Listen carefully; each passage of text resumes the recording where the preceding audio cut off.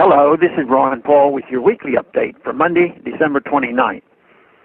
100 years ago, last week, on Christmas Eve, 1914, German and British soldiers emerged from the horrors of World War I trench warfare to greet each other, exchange food and gifts, and to wish each other a Merry Christmas. What we remember now as the Christmas Truce began with soldiers singing Christmas carols together from in the trenches. Eventually, the two sides climbed out of the trenches and met in person. In the course of this two-day truce, which lasted until December 26, 1914, the two sides also exchanged prisoners, buried their dead, and even played soccer with each other. How amazing to think that the celebration of the birth of the Prince of Peace could bring a brief pause in one of the most destructive wars in history. How sad that it was not to last. The Christmas truce showed that given the choice, people do not want to be out fighting and killing each other. It is incredibly damaging to most participants in war to face the task of killing their fellow man. That is one reason we see today an epidemic of PTSD and suicides among U.S. soldiers sent overseas on multiple deployments. The Christmas truce in 1914 was joyous for the soldiers, but it was dangerous for the political leadership on both sides. Such fraternization with the enemy could not be tolerated by the war makers.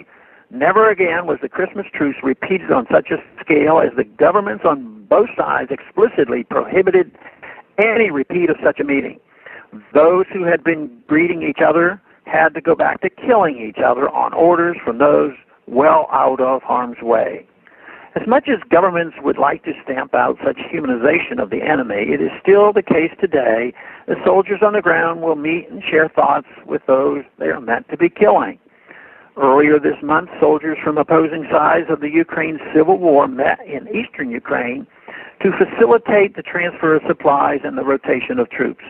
They shook hands and wished that the war would be over. One Army battalion commander was quoted as saying at the meeting, "I think it's a war between brothers that nobody wants. The top brass should sort things out. And us, we are soldiers, we do what we're told."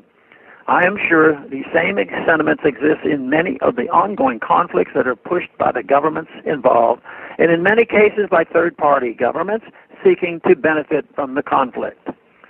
The encouraging message we should take from the Christmas truce of 100 years ago is that given the opportunity, most humans do not wish to kill each other.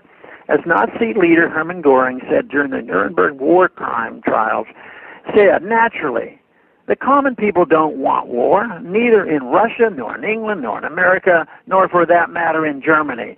But the people can always be brought to the bidding of the leaders. That is easy. All you have to do is tell them they are being attacked and denounce the pacifists for lack of patriotism and exposing the country to danger. It works the same way in any country, close quote. This is where our efforts must be focused, to oppose all war propaganda perpetrated by governments against the will of the people. Thanks for calling this update. A new update is placed on this number, 888-322-1414 every Sunday. The written text can be found on my Ron Paul Institute website at www.ronpaulinstitute.org and on my Facebook page. Thanks for calling.